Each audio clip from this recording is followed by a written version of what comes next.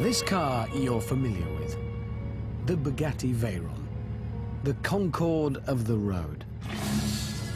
The meeting point for the most amazing collection of numbers.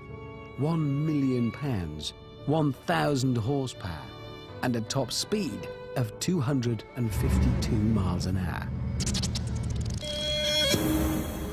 But spin the clock back 15 years, and in the 1990s, this was the ultimate road car. The McLaren F1. Like the Bugatti, the McLaren is an orgy of mind-bending numbers. It was the fastest, with a top speed of 240 miles an hour. It was the most expensive, costing £500,000 in 1993. And like the Bugatti, the McLaren was built utterly without compromise. The engine bay was lined with gold, because gold is the best heat reflector.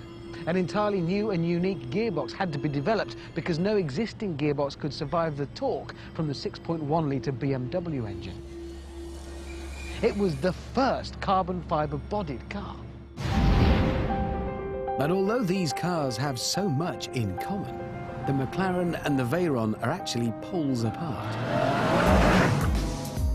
Whereas the Veyron is loaded with technology, the McLaren gets nothing. No traction control, no ABS. Its gizmo cupboard is completely bare. The F1's creator wanted his machine to be just the greatest, the purest driving machine, in the same way the Bugatti's creator wanted it to be the most amazing technical achievement. And that shines through the way they feel. Changing gear, it's like sliding the bolt action forwards on a rifle, that well-oiled, mechanical, metallic feel.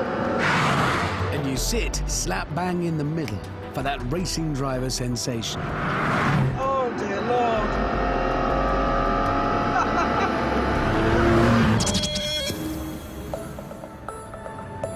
Okay, what I shall do now is climb out of the McLaren F1 and get into the Bugatti Veyron. Not a bad day, this one, so far. Right, to business. Because for the first time ever, these titans will now go head-to-head in a 1-mile drag race.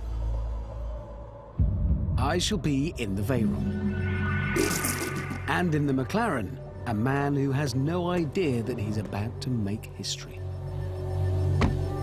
He's quite excited, though. He saw his first camel today. Actually, I'm quite glad it's him in that car, because today that McLaren is worth £2 million. If we do come together, though, he does know the drill. Run and meet at the border.